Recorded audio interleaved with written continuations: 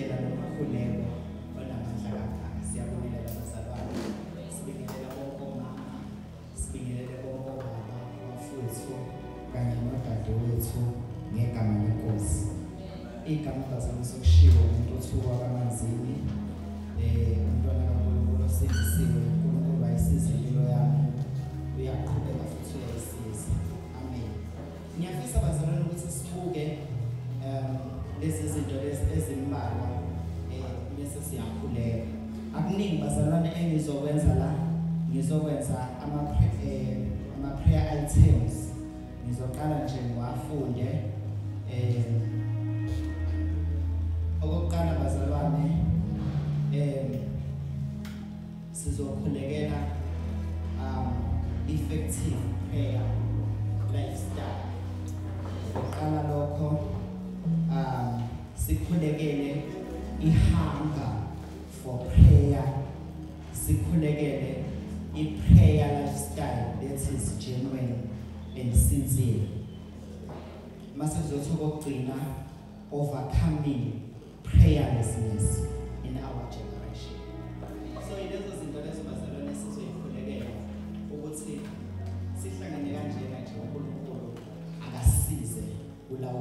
kulamaphuzu lawa engade ngiwasho. But bazalwane before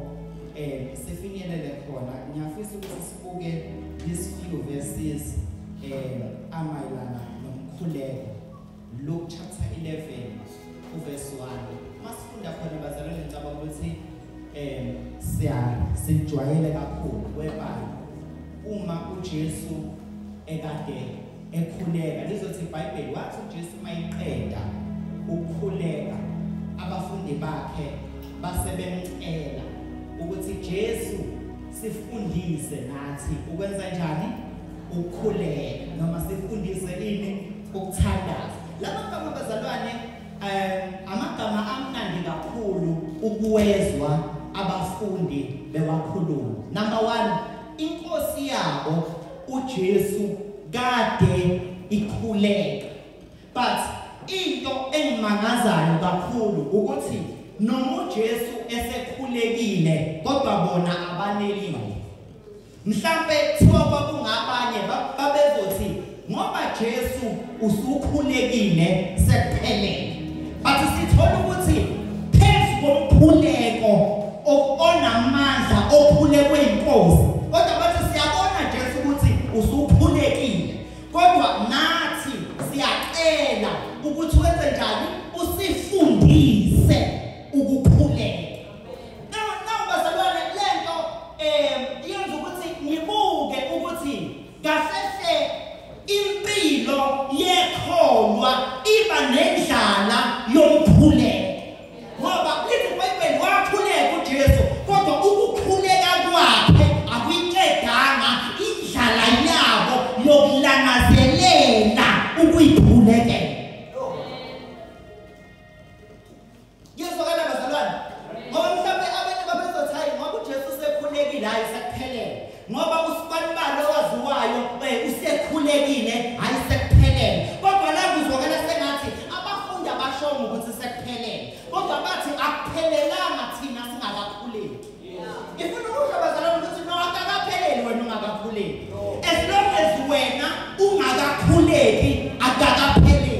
Noma kungathandaza bani powerful kangakanani, kodwa lokho akuyiqedi indlala yomkhuleko. Ngifuna ukusho bazalwane ukuthi umkhuleko owabantu bonke, umkhuleko awunangazelelwe abantu bonke. Uma abantu ababehlala noJesu eyinkosi wathi mayekeka ukukhuleka, bathi kodwa Jesu sizwile ukuthi ukhulekile, kodwa nathi siyanangazelela ukuba nomzuzu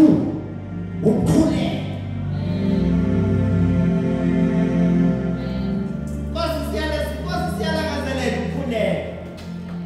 Siyalangazelela Nkosi ukukhuleka, siyalangazelela. Bathi bazalwane ezinye zezinto ezibalulekile ngomkhuleko ukuthi lapha yabazalwane emkhulekweni, ezinye zezinto engacishe zenza ukuthi sibone sengathi ukukhuleka sekuphelele ngisho ungayanga, ukuthi kumele uunderstand ukuthi uma ukhuleka wenzani. Okokuqala bazalwane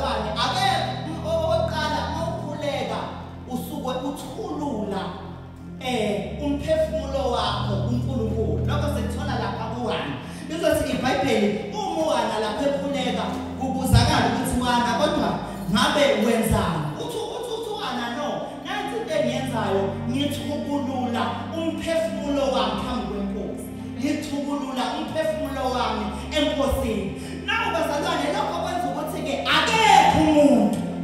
oyokwazi ukuyela enkosini ayothukulula umphefumulo wakhe noma ayothukulula umphefumulo wakhe onophi kodwa umuntu kumele yenze njani bazalwane aziyele emkhulekweni okwesibili bazalwane Amahubo chapter 73 verse 29 chapter 73 verse 28 uthi uDavide mayikhuluma ukhuluma amagama amnandi uthi kepha mina kungilungele ukusondela kuNkulunkulu ngenzile inkosi uJehova ibe isiphephelo sami nawo bazalwane ezinye zezinto ukuthi kumele sazi ukuthi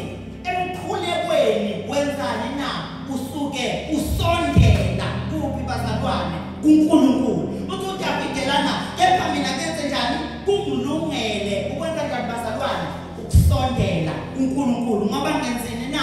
ngenzile uJehova inibazalwane isiphephelo sami manje kuzothi bazalwane Philippians chapter 4 verse 6 to 7 la bazalwane sivezela ukuthi ke ungakhathazeki ngakho konke ungakhathazeki nangokugodwa kodwa khuleka ngakho konke niyazwa bazalwane mase kuzothi Romans chapter 11 verse 33 kuya ku 36 wona uzosivezela ukuthi uma sikhuleka kuNkulunkulu sisuke siveze ukuthi thina sinawo amandla uwe uNkulunkulu onamandla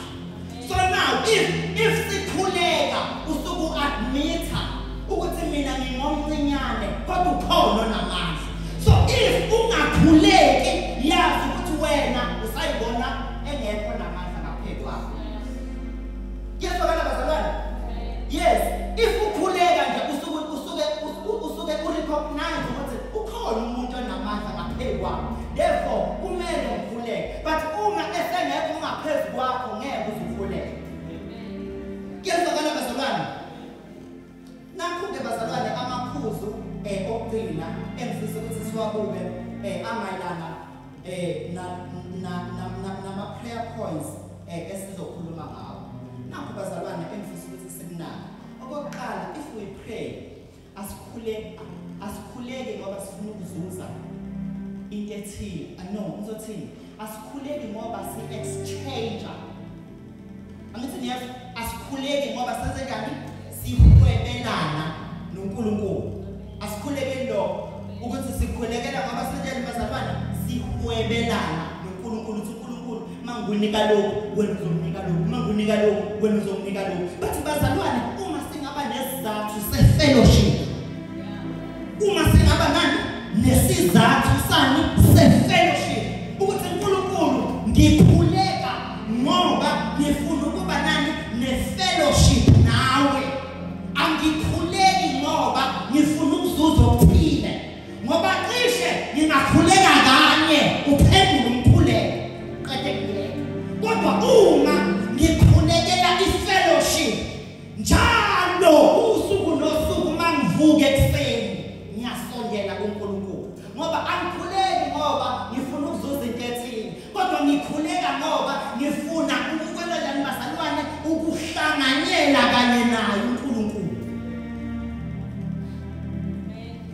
that is why ke bazalwane ke abasathasanweni ke bokuqala chapter 5 verse 17 uzokhuluma amagama amnandi uzothi ke khulekani ningaphezi pray without ceasing khulekani nenze njani bazalwane ningaphezi ngoba ukhulekile nje wayithola imoto no angikhulekeli for ama-goods but ngikhulekela ini i-fellowship ngizoyisustain ngani ngokukhuleka njalo njalo angikhuleki ngoba ngifuna ukwamukela okuthile kodwa ngikhuleka ngoba ngithanda bazalwane ngikhulekela ini bazalwane i-fellowship ngifuna ukuba nobudlelwane nobaba wami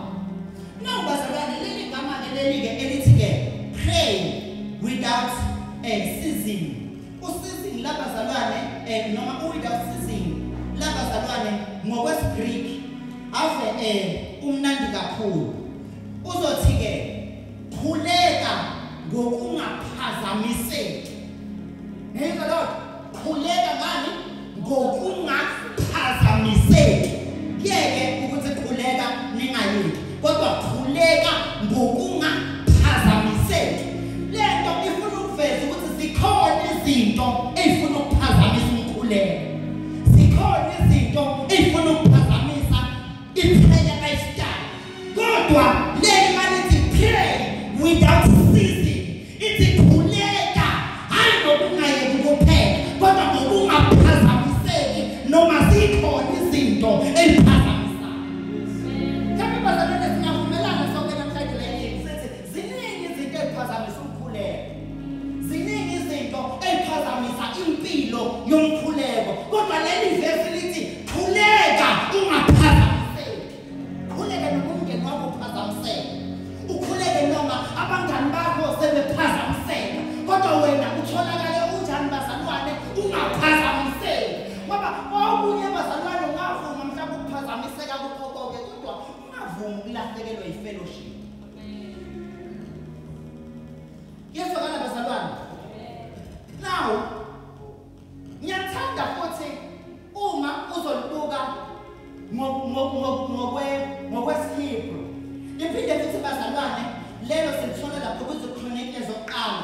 chapter 16 uverse 11 sithola lapho besebenzisa igama lesiHebrew iamid lapho bazalwane ke uzothi la mayikhuluma uzothi funani uJehova namandla akhe nifunisise ubuso bakhe njalo always yabona ukuthi yabona amagama lawa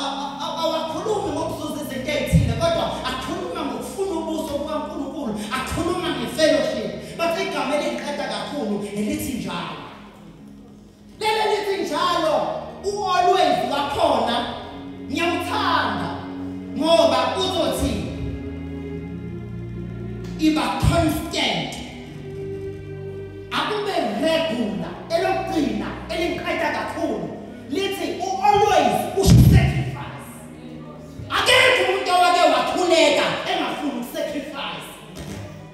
akekho umuntu onjani owake wakhuleka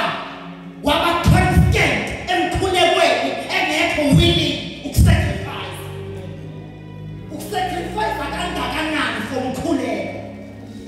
how much do you sacrifice for umkhuleko ngoba umkhuleko awukho automatic no awuqhubeki nebhizinisi as usual ulindele ukuthi isikhathi somkhuleko sizoyifikela but isikhathi somkhuleko uyasacrifice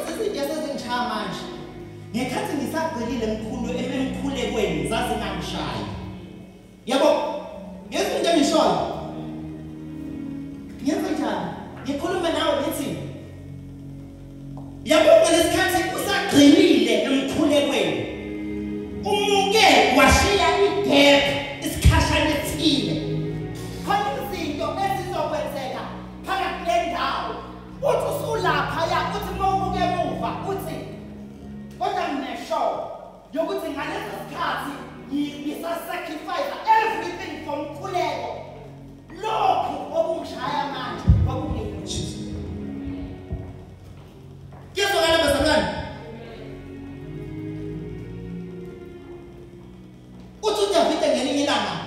uma uNkulunkulu nawe ngifihla indaba yami ngingezi kuwe ngizokhuluma nawe uNkulunkulu uthi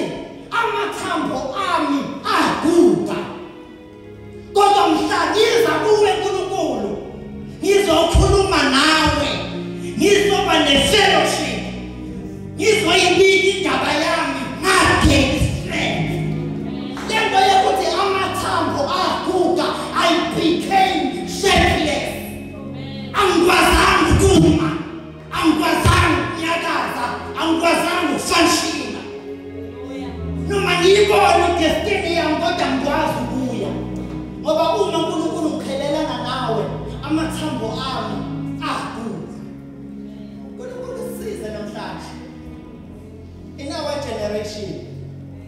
sisize uNkulunkulu umkhuleko ligugu lamakhono umzuzu noJesu sisize uNkulunkulu esizukulwaneni sethu ukuthi noma ngabe sizukulwane esibhizi kangakanani noma ngabe kuthiwa sizukulwane esithikamiziseka kangakanani kodwa uNkulunkulu at least kunye ngicelayo makingalahlekelwa isikhathi somkhuleko mangingalahlekelwa umzuzu nawe Nkosi so bazalwane ngifisa ukuthi sikhuleke ukuthi Nkosi help us even in our families help us lapho bazalwane uzoyikhulekela wena ugobo lwakho ukhulekele umndeni wakho ukhulekele even nebandla lakho ukuthi Nkosi masingalahlekelwa umkhuleko ngoba lapho okulahleke khona umkhuleko kuvuleke ithuba lezinto eziningi sisize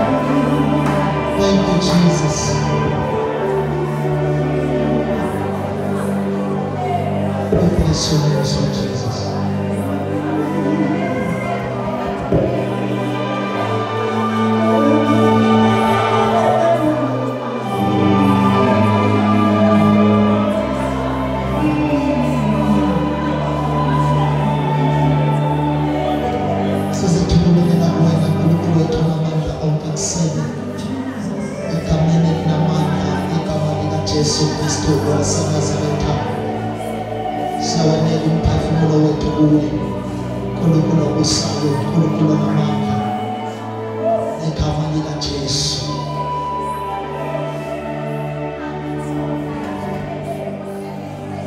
Jesu Kristu ulithemba lethu